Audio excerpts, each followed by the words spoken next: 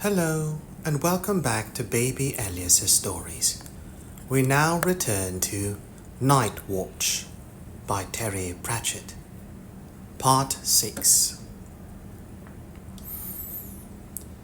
It was so very early in the morning that late at night wasn't quite over.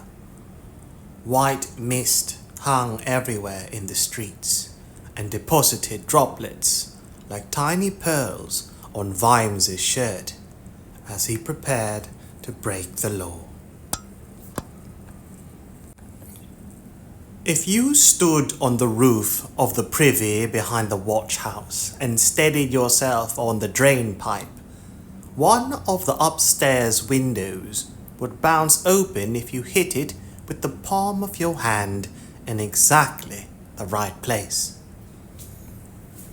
It was a useful bit of information, and Vimes wondered if he should pass it on to young Sam. Every honest copper ought to know how to break into his own nick. Tilden had limped home long ago, but Vimes did a quick sweep of his office, and it was with great satisfaction that he did not see what he hadn't expected to be there. Down below, a few of the more conscientious officers were signing off before heading home.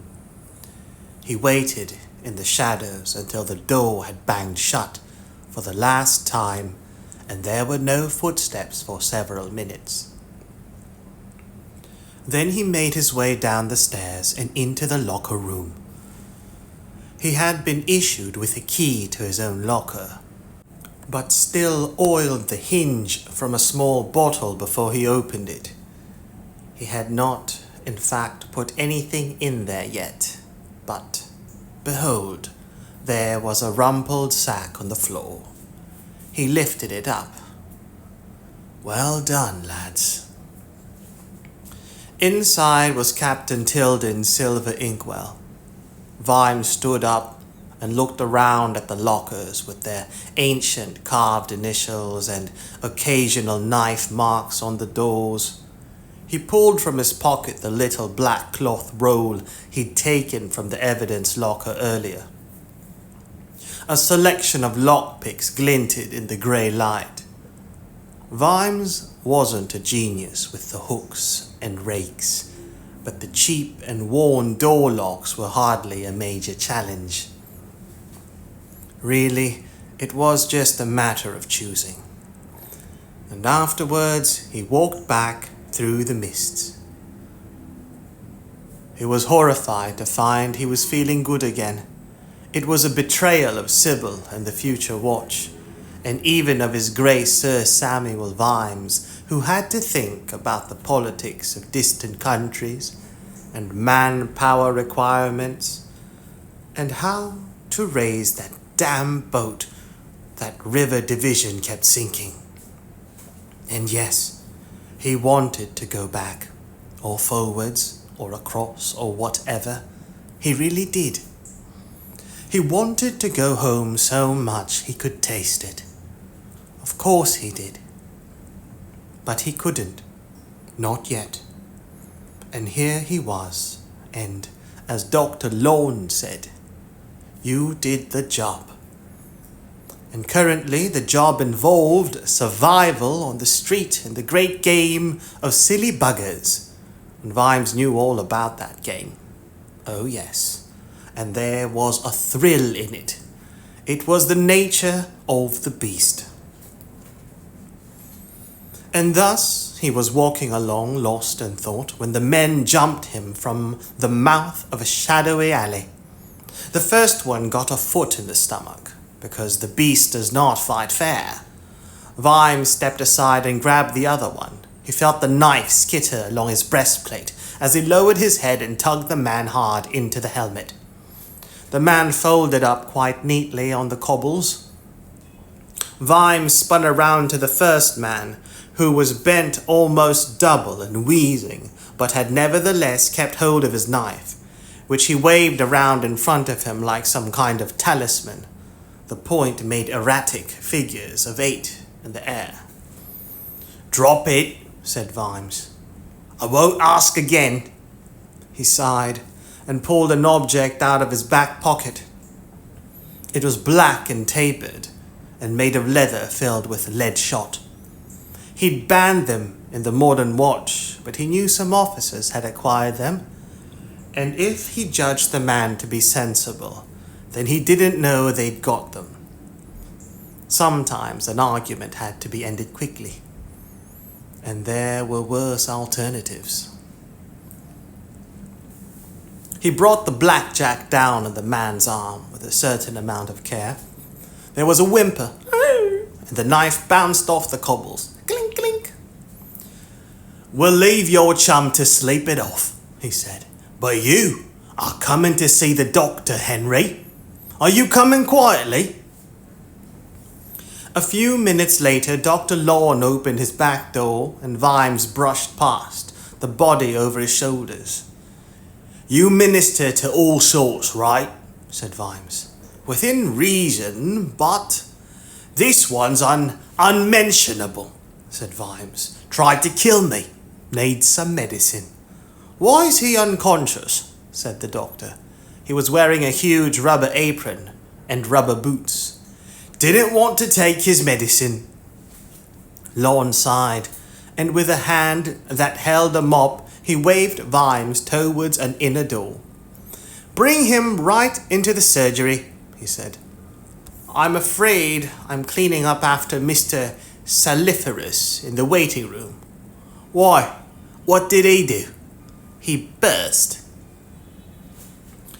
Vimes, his natural inquisitiveness suddenly curbed, carried the body into Lorne's inner sanctum. It looked little different from when Vimes had last seen it, but then he'd barely been capable of taking in details. There was the table and a workbench, and all along one wall were racks of bottles. No two bottles were the same size. In one or two of them, things floated. On another wall were the instruments. "When I die," said Lorne, inspecting the patient, "I'm going to instruct them to put a bell on my tombstone, just so's I can have the pleasure of not getting up when people ring. Put him down, please. Looks like concussion." "That was me hitting him," said Vimes helpfully. "You broke his arm too?" "That's right." "You made a very neat job of it. Easy to set it and plaster him up. Is there something wrong?" Vimes was still staring at the instruments. "You use all these?" he said. "Yes. Some of them are experimental, though," said Lorne, busying himself at his work table. "Well, I'd hate you to use this on me," said Vimes, picking a strange instrument like a couple of paddles tied with string. Lorne sighed. "Sergeant, there are no circumstances where the things you're holding could possibly be used on you," he said, his hands working busily. "They are of a feminine nature." "For the seamstresses," said Vimes, putting the pliers down in a hurry. "Those things? No. The ladies of the night take pride these days in never requiring that sort of thing. My work with them is more of, shall we say, a preventive nature. Teaching them to use thimbles, that sort of thing," said Vimes. "Yes, it's amazing how far you can push a metaphor, isn't it?" Vimes prodded the paddles again. They were quite alarming. "You're married, Sergeant?" said Lorne. "Was Rosie right?" Yes. My wife is, elsewhere, though." He picked the things up and dropped them hastily again with a clatter. Clink, clink, clink. "Well, it's just as well to be aware that giving birth isn't like shelling peas," said the doctor. "I should bloody well hope not." "Although I have to say the midwives seldom refer anything to me. They say men shouldn't fish around where they don't belong. We might as well be living in caves." Lorne looked down at his patient. In the words of the philosopher Skeptum, the founder of my profession, am I going to get paid for this? Vimes investigated the money bag on the man's belt. Will $6 do it? He said. Why would the unmentionables attack you, Sergeant? You're a policeman. I am, but they aren't. Don't you know about them? I've patched up a few of their guests, yes, said Lorne, and Vimes noted the caution. It didn't pay to know too much in this town. People with curious dislocations, hot wax burns, that sort of thing. Well, I had a little brush with Captain Swing last night, Vimes said, and he was as polite as hell to me about it. But I bet my boots he knows that this lad and his friends came after me. That's his style. He probably wanted to see what I'd do. He's not the only one interested in you, said Lorne. I got a message that Rosie Palm wants to see you. Well, I assume she meant you. That ungrateful bastard was the actual term she used. I think I owe her some money, said Vimes, but I've no idea how much. Don't ask me, said Lorne, smoothing the plaster with his hand. She generally names her price up front. I mean the finder's fee, or whatever it was. Yes, I know. Can't help you there, I'm afraid, said Lorne. Vimes watched him working for a while and said, Know anything about Miss Batty? The seamstress? She hasn't been here long. And she's really a seamstress? For the sake of precision, said Dr. Lorne, let us say she's a needlewoman. Apparently she heard there was a lot of work for seamstresses in the big city and had one or two amusing misunderstandings before someone told her exactly what was meant. One of them involved me removing a crochet hook from a man's ear last week. Now she just hangs out with the rest of the girls. Why? Because she's making a fortune, that's why, said the doctor. Hasn't it ever occurred to you, Sergeant, that sometimes people go to a massage parlor for a real massage? For example, there's ladies all over this city with discreet signs up that say things like trousers repaired while you wait, and a small but significant number of men make the same mistake as Sandra. There's lots of men work here in this city and leave their wives back home, and sometimes, you know, a man feels these urges, like for a sock without holes and a shirt with more than one button. The ladies pass on the work. Apparently it's quite hard to find a really good needlewoman in this city. They don't like being confused with seamstresses. I just wondered why she hangs around street corners after curfew with a big sewing basket, said Vimes. Lorne shrugged. Can't help you there. Right, I've finished with this gentleman. It'd be helpful if he lies still for a while. He indicated the racks of bottles behind him. About how long will you want him to lie still for? You can do that. Oh, yes. It's not accepted Ankh-Morpork medical practice, but since Ankh-Morpork medical practice would consist of hitting him on the head with a mallet, he's probably getting the best of the deal. No, I meant that you doctors aren't supposed to hurt people, are you?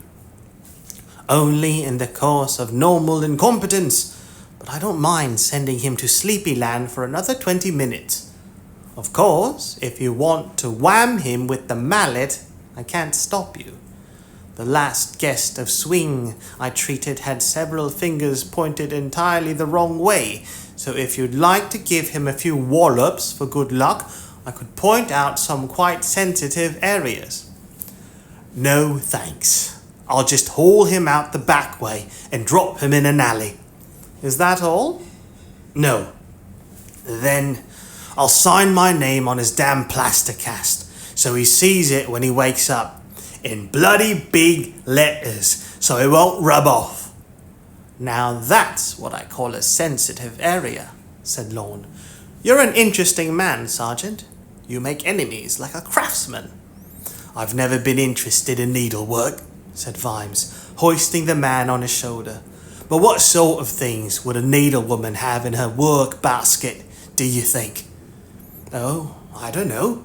Needles, thread, scissors, wool, that kind of thing," said Mossy Lorne.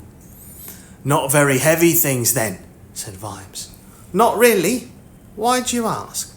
"Oh, no reason," said Vimes, making a small mental note. "Just a thought. I'll go and drop off our friend here while I've still got some mist to lurk in." "Fine. I'll have breakfast on when you get back. It's liver. Calves." The beast remembers. This time, Vimes slept soundly. He had always found it easier to sleep during the day. 25 years or nights had ground their nocturnal groove in his brain. Darkness was easier somehow. He knew how to stand still, a talent that few possess, and how to merge into the shadows. How to guard, in fact, and see without being seen. He remembered Find the Swing. A lot of it was history. The revolt would have happened with Swing or without him, but he was, as it were, the tip of the boil. He'd been trained at the assassin school and should never have been allowed to join the watch. He had too much brain to be a copper. At least, too much of the wrong kind of brain. But Swing had impressed Winder with his theories, had been let in as a sergeant, and then was promoted to captain immediately. Vimes had never known why. It was probably because the officers were offended at seeing such a fine gentleman pounding the streets with the rest of the oiks. Besides, he had a weak chest or something. Vimes wasn't against intellect. Anyone with enough savvy to let go of a doorknob could be a street monster in the old days. But to make it above sergeant, you needed a grab bag of guile, cunning, and street wisdom that could pass for intelligence in a poor light. Swing, though, started in the wrong place. He didn't look around and watch and learn and then say, "This is how people are. How do we deal with it?" No, he sat and thought, "This is how the people ought to be. How do we change them?" And that was a good enough thought for a priest, but not for a copper, because Swing's patient, pedantic way of operating had turned policing on its head. Pedantic being like a pedant, a person who is excessively concerned with minor details and rules or with displaying academic learning. Pedant. There had been that weapons law, for a start. Weapons were involved in so many crimes that, Swing reasoned, reducing the number of weapons had to reduce the crime rate. Vimes wondered if he'd sat up in bed in the middle of the night and hugged himself when he'd dreamed that one up. Confiscate all weapons, and crime would go down. It made sense. It would have worked too, if only there had been enough coppers, say, 3 per citizen. Amazingly, quite a few weapons were handed in. The flaw, though, was one that had somehow managed to escape Swing, and it was this: criminals don't obey the law. It's more or less a requirement for the job. They had no particular interest in making the streets safer for anyone except themselves, and they couldn't believe what was happening. It was like Hog's Watch every day. Some citizens took the not unreasonable view that something had gone a bit askew if only naughty people were carrying arms, and they got arrested in large numbers.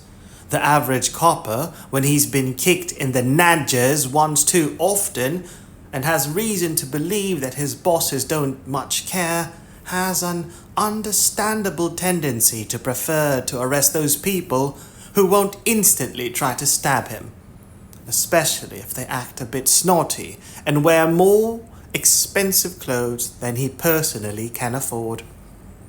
The rate of arrests shot right up, and Swing had been very pleased about that.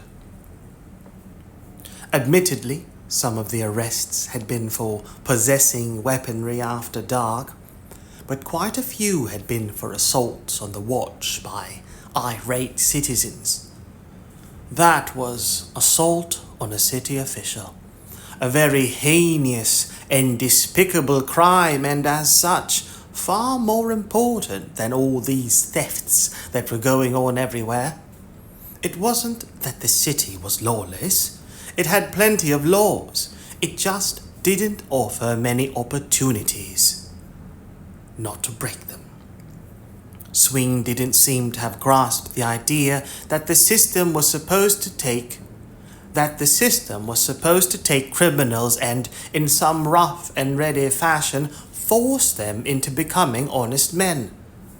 Instead, he'd taken honest men and turned them into criminals, and the watch, by and large, into just another gang. And then, just when the whole wretched stew was thickening, he'd invited Craniometrics.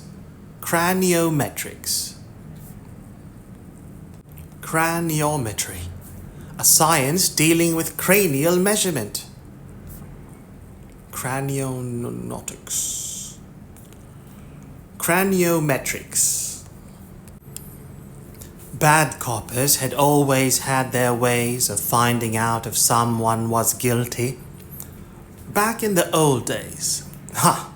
Now, these included thumbscrews, hammers, small pointed bits of wood, and, of course, the common desk drawer, always a boon to the copper in a hurry. Swing didn't need any of this. He could tell if you were guilty by looking at your eyebrows. He measured people. He used calipers and a steel ruler, and he quietly wrote down the measurements and did some sums, such as dividing the length of the nose by the circumference of the head and multiplying it by the width of the space between the eyes.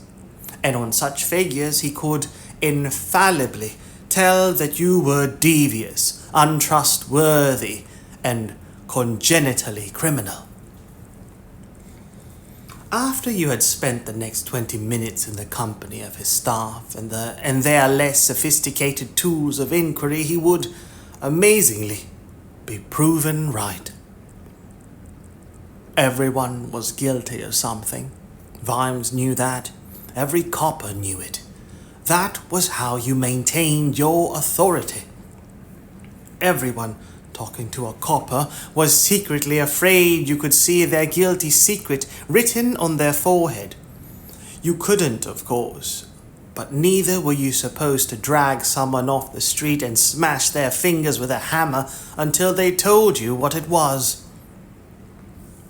Swing would probably have ended up face down in some alley somewhere if it wasn't for the fact that Winder had found in him a useful tool.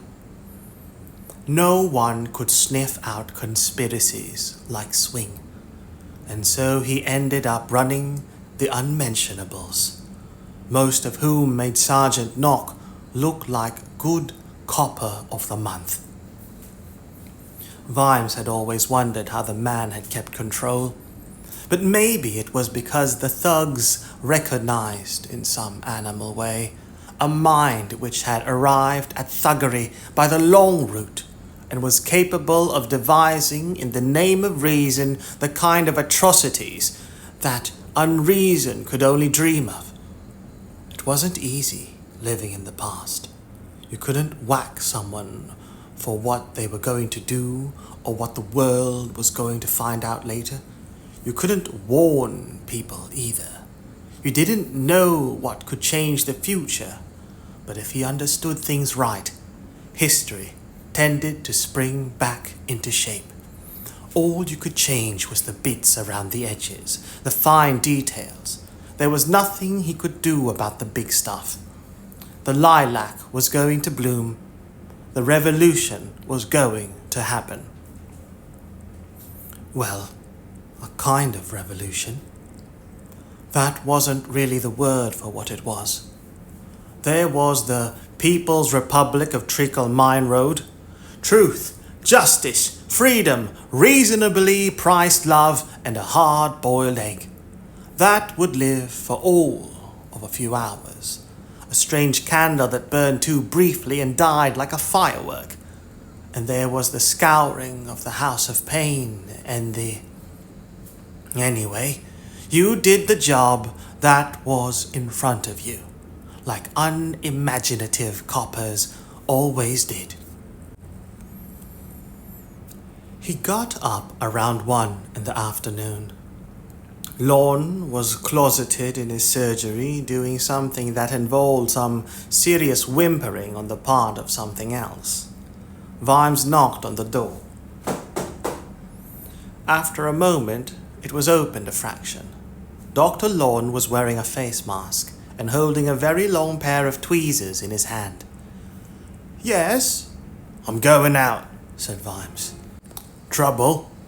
"Not too bad. Slidey Harris was unlucky at cards last night. That's all. Played an ace." "That's an unlucky card." "It is if Big Tony knows he didn't deal it to you, but I'll soon have it removed. If you're going to injure anyone tonight, can you do it before I go to bed?" "Thank you." Lorne shut the door. Clunk. Vimes nodded at the woodwork and went out to stretch his legs and get some lunch.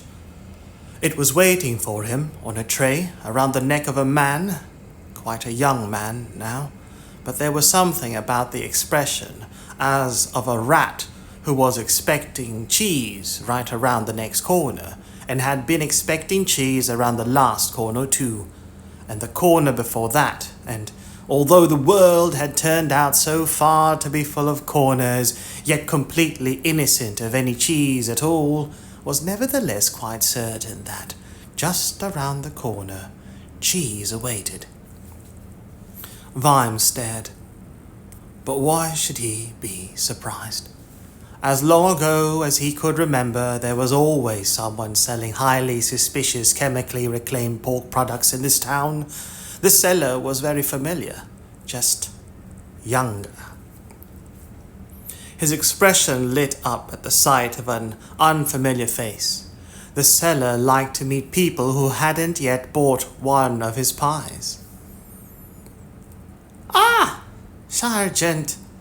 Hey, what's the little crown mean?" "Sergeant at Arms," said Vimes. "That's like sergeant with all the trimmings." "Well, Sergeant, could I interest you in a very special sausage in a bun? Guaranteed no rat. 100% organic. All pork shaved before mixing?" Why not, thought Vimes, and his stomach, liver, kidneys, and lengths of intestine all supplied reasons, but he fumbled in his pocket for some change anyway. "How much, Mr. Vimes remembered in time and made a show of looking at the name on the front of the tray. "Dibbler?" "4 pence, Sergeant." "And that's cutting your own throat, eh?" said Vimes jovially. "Pardon?" said Dibbler, looking puzzled. "I said, a price like that's cutting your own throat, eh?" Cutting my own throat, said Vimes desperately. Oh, Dibbler thought about this. Right, yeah, it is. You never said a truer word. So you'll have one then? I notice it says on your tray, Dibbler Enterprises, EST, said Vimes. Shouldn't it say when you were established? Should it? Dibbler looked down at his tray. How long have you been going? Said Vimes, selecting a pie. Let's see. What year is this?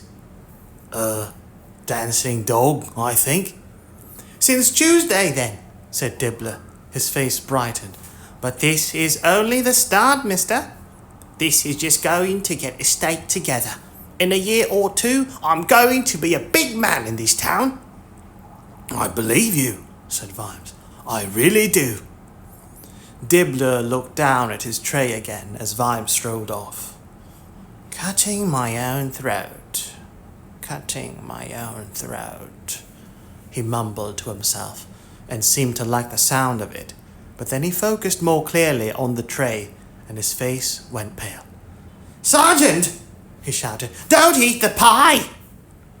Vimes, a few yards away, stopped with the pie halfway to his mouth. What's wrong with it? He said. Silly me.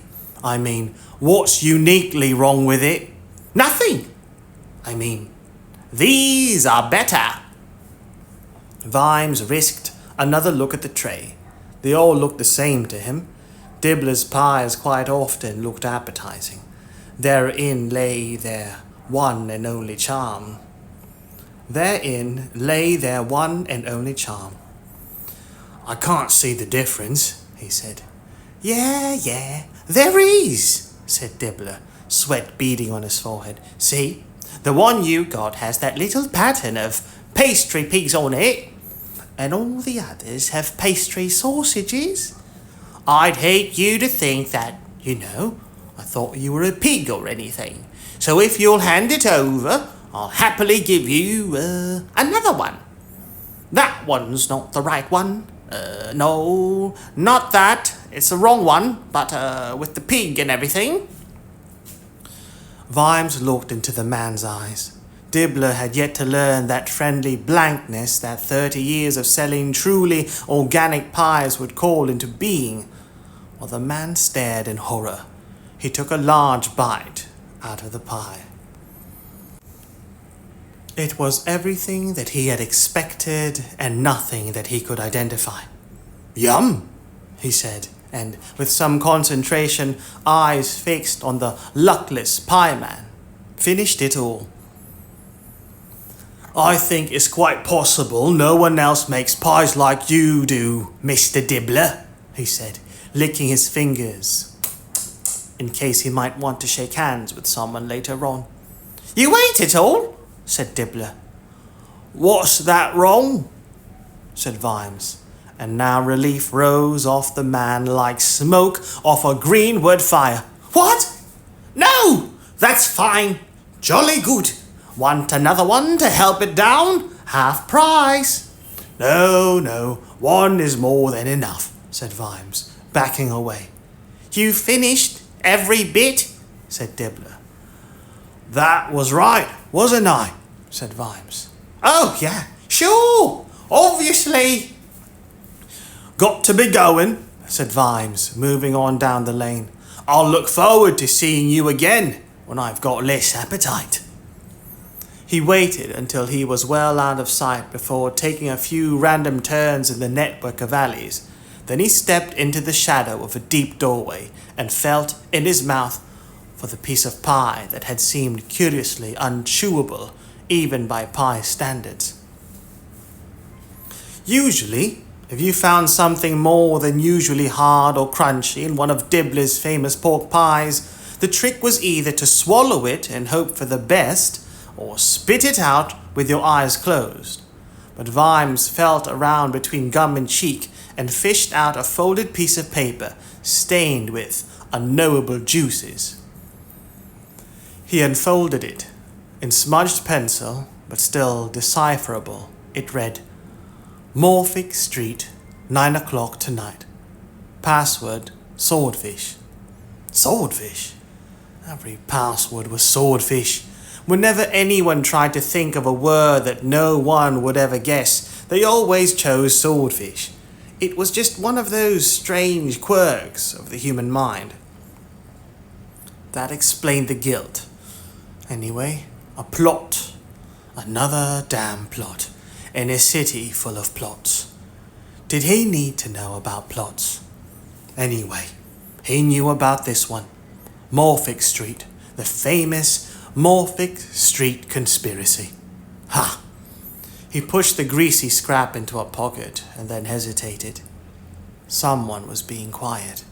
Overlaid on the distant street noises was a sort of hollow in the sounds, filled by careful breathing, and the hairs on his back and the hairs on the back of his neck were standing up. Quietly, he pulled the blackjack out of his rear pocket. Now, what were the options? He was a copper, and someone was creeping up on him. If they weren't a copper, then they were in the wrong, because he was a copper. If they were a copper too, then they were one of Swing's crew, and therefore in the wrong, because he was a better copper than them, and so were things floating in gutters. And therefore, delivering a swift bucketful of darkness had no obvious downside.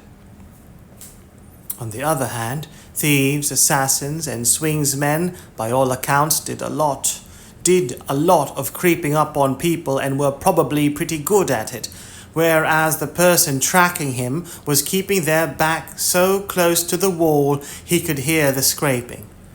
That meant they were probably just a member of the public with something on their mind, and he was not inclined to add several ounces of lead shot simply for that reason. Because he'd like to believe he wasn't that sort of copper. He settled for stepping out into the alley and saying, "Yeah?" The boy stared up at him. It had to be a boy. Nature would not have been so cruel as to do that to a girl. No single feature in itself was more than passably ugly, but the combination was greater than the sum of the parts. There was also the smell. It wasn't bad as such, it just wasn't entirely human. There was something feral about it. Said its pinched-up face. "Look, tell you what, mister. You tell me where you're going, and I'll start following you. Have we got a deal? Cost you no more than a penny, and that's a special price. Some people pay me a lot more than that to start following them."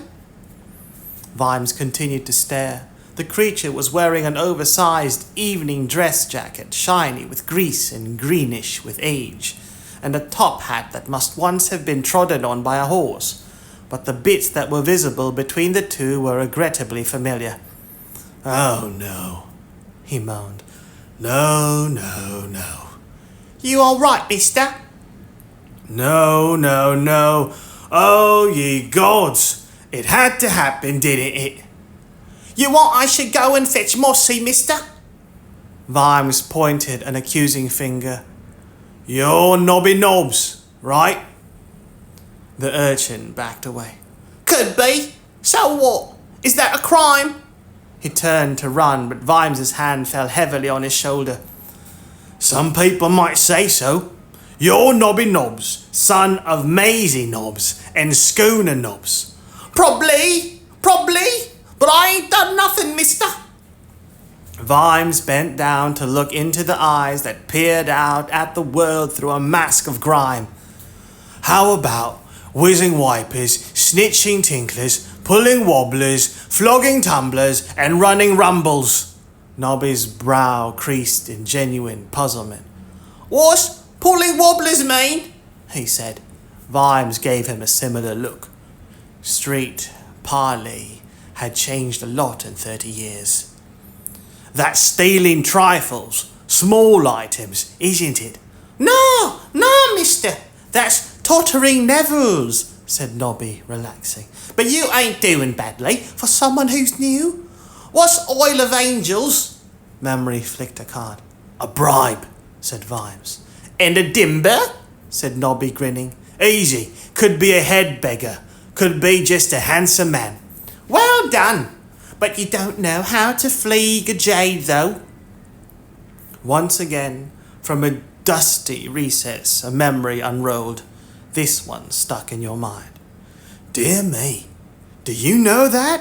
What a shame in one so young, said Vimes. That's when you want to sell a broken down horse and have to make it a bit frisky in front of the punters.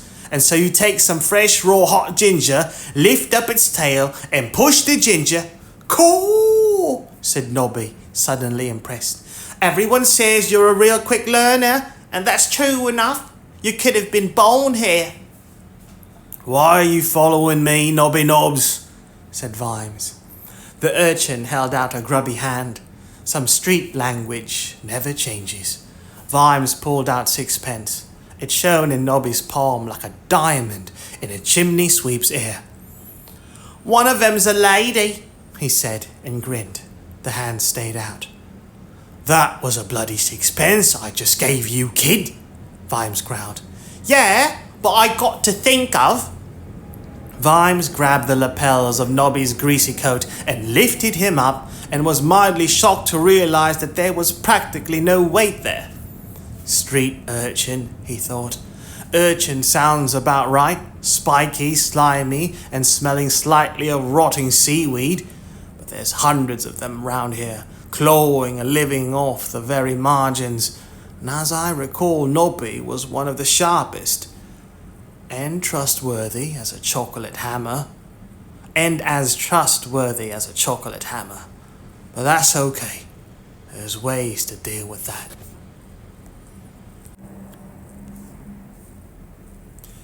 How much, he said, for you to work for me all the time? I got customers to think of, he began. Yeah, but I'm the one holding you up in one hand, right? Said Vimes, with his oversized boots dangling a foot above the ground. Nobby considered his position. All the time? Right. For something like that, I've got to be looking at a lordship every day. $1. Guess again. Half a dollar? Not a chance. $1 a week. And I won't make your life the utter misery which, Nobby, I assure you I can do in so many little ways. Still dangling, Nobby tried to work all this out. So, I'll be kind of like a copper, right? He said, grinning artfully. Kind of. Number one suspect says it's a good life being a copper, 'cause you can pinch stuff without getting nicked. He's got that right, said Vimes. And he says if anyone gives you lip, you can bop him one and chuck them in the tanty. Nobby went on. I'd like to be a copper one day. Who's number one suspect? That's what our mam calls schooner. Our dad. Payment up front, yeah? Nobby added hopefully. What do you think? Ah, right. No, eh? Correct. But I'll tell you what. He lowered Nobby to the ground. Light as a feather, he thought. You come with me, kid. Ankh-Morpork was full of men living in lodgings. Anyone with a spare room rented it out. And in addition to the darning and stitching that was turning Mrs. Batye into one of the highest earning seamstresses in the city, they needed something else that women were best able to supply. They needed feeding. There were plenty of hot chair eating places like the one Vimes headed for now. It sold plain food for plain men. There wasn't a menu. You ate what was put in front of you. You ate it quick, and you were glad to get it. If you didn't like it, there were plenty who did. The dishes had names like slum gullet, boiled eels, lobscouse, wet nellies, slumpy, and treacle billy. Good, Solid stuff that stuck to the ribs and made it hard to get up out of the seat. They generally had a lot of turnip in it, even if they weren't supposed to. Vimes elbowed his way to the counter, dragging Nobby behind him. A chalked sign said, "All you can eat in 10 minutes for 10p." Beneath it, a large woman was standing bare-armed by a cauldron in which uncertain things bubbled in grey scum. She gave him an appraising look and then glanced at his sleeve. "What can I do for you, Sergeant?" she said. "What happened to Sergeant Knock?" "Comes in here a lot, does he?" said Vimes. "Dinner and supper." Her look said it all. Second helpings too, and never pays. Vimes held up Nobby. "See this?" he said. "Is it a monkey?" said the woman. "Har, har, very funny," moaned Nobby as Vimes lowered him again. "He's going to come in here for 1 square meal every day," said Vimes. "All he can eat for 10 pence. "Yes? And who's paying, may I ask?" "Me." Vimes plonked a $50 on the table. "That's 5 days in advance. What's the special today? Slum gullet? It'll put hairs on his chest when he gets a chest. Give him a big bowl. You might make a loss on this deal." He shoved Nobby onto a bench, placed the greasy bowl in front of him, and sat down opposite. "You said a lady," he said. "Don't mess me about, Nobby." "Have I got to share this, Sarge?" said Nobby, picking up a wooden spoon. "It's all yours. Make sure you eat up every bit. There may be a test later," said Vimes. "A woman, you said." "Lady Messerole, Sarge," said Nobby indistinctly, through a mouthful of mixed vegetables and grease. "Posh lady. Everyone calls her Madam. Come from Genua a few months ago." "When did she ask you?" "This morning, Sarge." "What? She just stopped you in the street?" I've got a kind of general contract with her, Sarge." Vimes glared. It was better than speaking. Nobby wriggled uneasily. "Fact is, Sarge, she caught me snickering her nolly last month. Hell's bells, Sarge. She's got a punch on her like a mule. When I come round, we got to talking, and she said a keen young lad like me could be useful as, like, an ear on the straight." Vimes continued to glare, but he was impressed. Young Nobby had been a gifted pickpocket. Anyone who caught him in the act was quick indeed. He turned up the ferocity of the glare. "All right, Sarge. She said she'd turn me over to the day watch if I didn't," Nobby confessed.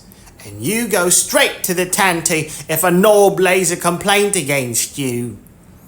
That's bloody true, thought Vimes. Private law again. "I don't want to go to the tanty, Sarge. Sconers in there." "And he used to break your arms," Vimes remembered. "So why's a fine lady interested in me, Nobby?" he said aloud. "Didn't ask. I told her about you and the hurry-up wagon and the unmentionables and everything. She said you sounded fascinating, and Rosie Palmer's paying me a measly penny a day to keep an eye on you too. Oh, and Corporal Snubs at Cable Street, he's paying me 1/2 penny to watch you. But what is 1/2 penny these days, say I? So I don't watch you much on his account. Oh, and Lance Corporal Coates, I'm getting a penny from him too." "Why?" "Dunno. He asked me this morning too. A penny job." Nobby belched hugely. "Better out than in, eh? Who do you want me to watch for you, Sarge?" "Me," said Vimes, "if you can fit me into your busy schedule." "You want me to follow you?" "No, just tell me what people are saying about me. Keep an eye on who else is following me. Watch my back, sort of thing." "Right!" Good. Just one more thing, Nobby. Yes, Sarge, said Nobby, still spooning. Give me back my notebook, my handkerchief, and the 4 pennies you whizzed from my pockets, will you? Nobby opened his mouth to protest, dribbling slum-gullet, but closed it when he saw the glint in Vimes's eye. Silently, he produced the items from various horrible pockets. Well done, said Vimes, getting up. I'm sure I don't have to tell you what'll happen to you if you try the old dippity-doo-dah on me again. Do I, Nobby? No, Sarge, said Nobby, looking down. Want another bowl? Have fun. I've got to go to work. You can rely on me, Sarge. Oddly enough, thought Vimes, as he walked back to the watch house, I probably can. Nobby would nick anything and dodge anything, but he wasn't bad. You could trust him with your life, although you'd be daft to trust him with $1. He purchased a packet of Pantweed Slim Panatellas from another street trader. Carrying them around in their cardboard packets didn't feel right at all. There was a buzz in the main office as he strolled in. Watchmen were standing around in little groups.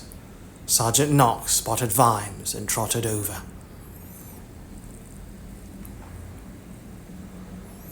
Bit of a do, sir. Had a break-in last night, he reported, with just a hint of smirk. Really? Said Vimes. What did they steal? Did I say they stole anything, sir? Said the sergeant innocently. Well, no, you didn't, said Vimes. That was me jumping to what we call a conclusion. Did they steal anything then, or did they break in to deliver a box of chocolates and a small complimentary basket of fruit? They stole the captain's silver inkstand, said Knock, impervious to sarcasm. And it was an inside job, if you want my opinion. The door upstairs was forced, but the main doors weren't. Must have been a copper. What done it? Vimes was amazed at the forensic expertise shown here. My word, a copper stealing, he said. Yes, a terrible thing, said Knock earnestly. Especially since you showed us the way yesterday about being honest and everything. He glanced past Vimes and shouted, Attention! Officer present! Tilden was coming down the stairs. The room fell silent except for his hesitant steps. No luck, Sergeant, he said. Not so far, sir, said Knock. I was just telling Sergeant Keel here what a terrible thing has happened. It was engraved, you know, said Tilden mournfully. Everyone in the regiment chipped in what they could afford. This really is very upsetting. A man'd have to be a right bastard to steal something like that, eh, Sergeant? Said Knock. Absolutely, said Vimes. I see you're pretty well organized on this one, Sergeant. Have you looked everywhere? Everywhere except the lockers, said Knock. That's not something we do lightly, rummaging through a man's locker. But we're all here now, and Captain Tilden's here to see fair play. So although it's very distasteful, I'll ask you, Captain, for permission to rummage. Yes, if you must, said Tilden. I don't like the idea. It is really quite dishonourable, you know. Then I think, sir, to show that we're doing this fairly, said Knock, us sergeants ought to be searched first. That way no one can say we don't take it seriously. Come now, Sergeant, said Tilden, with a little smile. I hardly think you are suspected. No, sir. Fair's fair, said Knock. We'll set a good example, eh, Sergeant Keel? Vimes shrugged. Knock grinned at him, pulled out a bundle of keys, clink, clink, clink, and beckoned to Lance Corporal Coates. You do the honours, Ned, he said, beaming. Me first, of course. The door was unlocked. Click, click. The contents of Knock's locker were the usual unsavoury mess of lockers everywhere, but there was certainly no silver inkstand. If there were, it would have turned black after a single day. Well done. Now, Sergeant Keels, please, Ned. Nock's friendly beam fixed on Vimes as the policeman fumbled with the lock. Vimes stared back, face blank as a slate, as the door creaked open. "Oh dear, what have we here?" said Nock, without even bothering to look. "It's a sack, Sarge," said Coates. "Something heavy in it too." "Oh dear me," said Nock, still staring at Vimes. "Open it up, lad, gently. You don't want anything to get damaged, eh?" There was a rustle of Hessian, and then, "It's half a brick," Ned reported. Hessian. Hessian. Hessian. Chiefly British, a burlap. A coarse, heavy, plain woven fabric, usually of jute or hemp, used for bagging and wrapping and in furniture and linoleum manufacture. Burlap, or Hessian, a lightweight material resembling burlap used in interior decoration or for clothing. Burlap, or Hessian.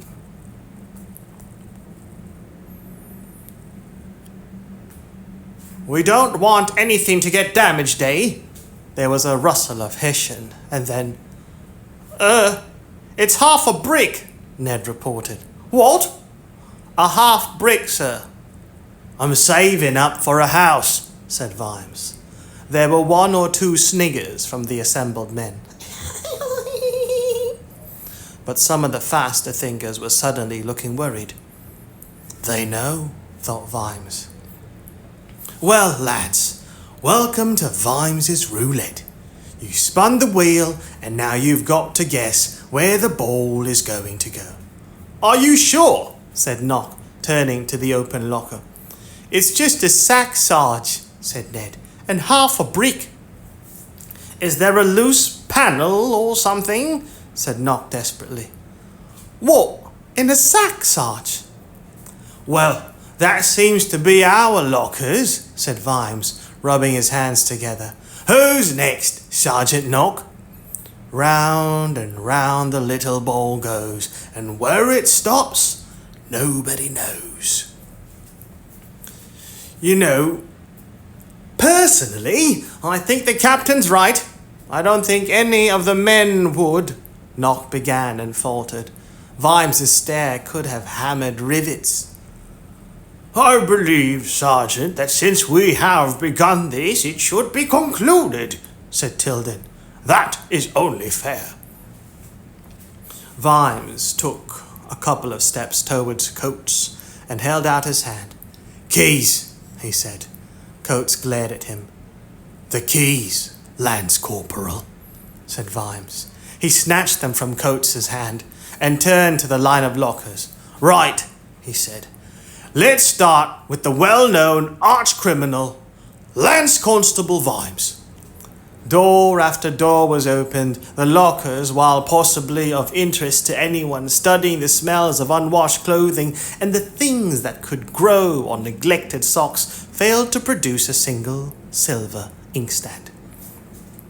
It did turn up the amorous adventures of Molly Clapper. The amorous adventures of Molly Clapper in Corporal Collins' locker, however. Vimes stared at the crude and grubby engravings like a long-lost friend. He remembered that book. It had gone around the watch house for years, and as a young man he had learned a lot from some of the illustrations, although a good deal of what he'd learned had turned out to be wrong. Fortunately, Captain Tilden's view was blocked, and Vimes shoved the greasy book back on the shelf and said to the red-eared Colin, "Studying theory, eh, Fred? Good man. Practice makes perfect." Then he turned at last to Coates's locker. The man was watching him like a hawk. The scratched door creaked open. Every neck craned to see. There was a stack of old notebooks, some civilian clothing, and a small sack of what, when it was tipped out onto the floor, turned out to be laundry. "Surprised?" said the Lance Corporal. "Not half as much as you," Vimes thought. He winked at Coates and turned away. "Can I have a word with you in your office, Captain?" "Yes, Sergeant, I suppose so," said Tilden, looking around. "Oh, dear." Vimes gave the man some time to climb the stairs, then followed him into his office and tactfully closed the door. "Well, Sergeant," said Tilden, collapsing into his chair. "Have you looked everywhere, sir?" said Vimes. "Of course, man." "I mean, sir, perhaps you put it in a desk drawer, or the safe, perhaps?" "Certainly not. I sometimes put it in the safe at weekends, but I'm sure I didn't do that last night." Vimes noted the subtle uncertainty. He was doing a bad thing, he knew.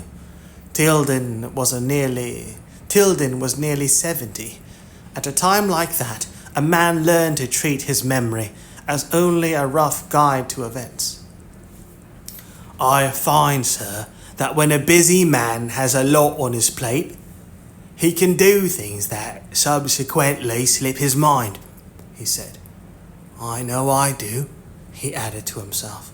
"I could put my house keys down in a bare room and not find them 30 seconds later."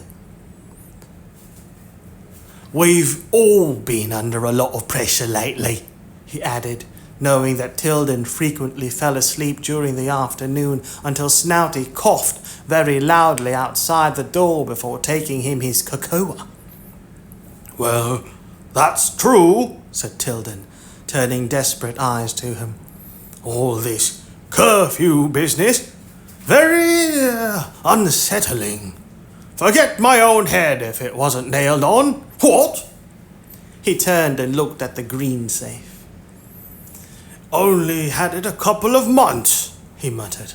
"I suppose I... Look the other way, will you, Sergeant? May as well sort this out." Vimes obligingly turned his back. There was some clicking, click, and a creak, and then an intake of breath. Tilden got to his feet, holding the silver inkstand.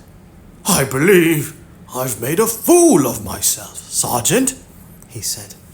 "No, I've made a fool of you," thought Vimes, fervently wishing he hadn't. I'd intended to drop it into Coates's locker, but I couldn't. Not after what I found in there. "Tell you what, sir," he volunteered. "We could say it was a kind of test." "I don't tell lies as a rule, Keel," said the captain, but added, "I appreciate the suggestion nevertheless. Anyway, I know I'm not as young as I was. Perhaps it's time to retire," he sighed. "I have to say I've been considering it for some time." "Oh, don't talk like that, sir," said Vimes, far more jovial than he felt. "I can't see you retiring." "Yes, I suppose I should see things through," Tilden mumbled, walking back to his desk. "Do you know, Sergeant, that some of the men think you are a spy?" "Who for?" said Vimes, reflecting that Snouty delivered more than cocoa. "Lord Winder, I assume," said Tilden. "Well, we all work for him, sir, but I don't report to anyone but you, if that's any help." Tilden looked up at him and shook his head sadly. "Spy or not, Keel, I don't mind telling you that some of the orders we've been getting lately have not been thought out properly, in my opinion." "What?" He gave Vimes a glare as if defying him to produce the red-hot thumbscrews there and then. Vimes could see how much the admission that abduction and torture and conspiracy to criminalize honest citizens might not be acceptable government policy was costing the old man. Tilden hadn't been brought up to think like that. He'd ridden off under the flag of Ankh-Morpork to fight the cheese eaters of Quirm, or Johnny Clatchin, or whatever enemies had been selected by those higher up the chain of command, with never a second thought about the rightness of the cause, because that sort of thinking could slow a soldier down. Tilden had grown up knowing that the people at the top were right. That was why they were at the top. He didn't have the mental vocabulary to think like a traitor, because only traitors thought like that. "Haven't been here long enough to comment, sir," said Vimes. "Don't know how you do things here." "Not like we used to," mumbled Tilden. "Just as you say, sir." "Snouty says you know your way around remarkably well, Sergeant, for someone new to the city." That was a sentence with a hook on the end, but Tilden was an inexperienced angler. "One nick is pretty much like any other, sir," said Vimes. "And of course I visited the city before." Of course, said Tilden hurriedly. "Well, thank you, Sergeant. If you could, explain things to the men, I'd be grateful." "Yes, sir, of course." Vimes shut the door carefully behind him and went down the steps 2 at a time. The squad below had barely moved. He clapped his hands like a schoolteacher. Come on, you've got patrols to go to. Get moving." "Not you, Sergeant Knock. A word in the yard, please." Vimes didn't bother to wait to see if the man would follow him. He went out into the late afternoon sunshine, leaned against the wall and waited. 10 years ago he'd have... Correction. 10 years ago, if he was sober, he'd have taught Knock a few lessons about who's boss with several well-aimed punches. And that was certainly the custom these days. Scraps between watchmen hadn't been uncommon when Vimes was a constable. But that wouldn't do for Sergeant Keel. Knock stepped out, inflated with mad, terrified bravado. When Vimes raised his hand, the man actually flinched. "Cigar?" said Vimes. I don't drink," said Vimes, "but you can't beat a good cigar." "I don't smoke," mumbled Knock. "Look, about that inkstand. Do you know, he'd gone and put it in that safe of his," said Vimes, smiling. "He had? And then forgotten about it," said Vimes. "Happens to us all, Winsborough. A man's mind starts to wander. He's never quite certain of what he's done." Vimes maintained the friendly grin. It was as good as raining blows. Besides, he'd given Knock his correct name. The man never used it in public, for fear of the panic it might cause. "Just thought I'd put your mind at rest about it," said Vimes. Sergeant Winsborough Knock shifted uneasily from one foot to the other. He wasn't certain whether he'd got away with something, or had just ended up getting deeper into something else. "Tell me more about Lance Corporal Coates," said Vimes.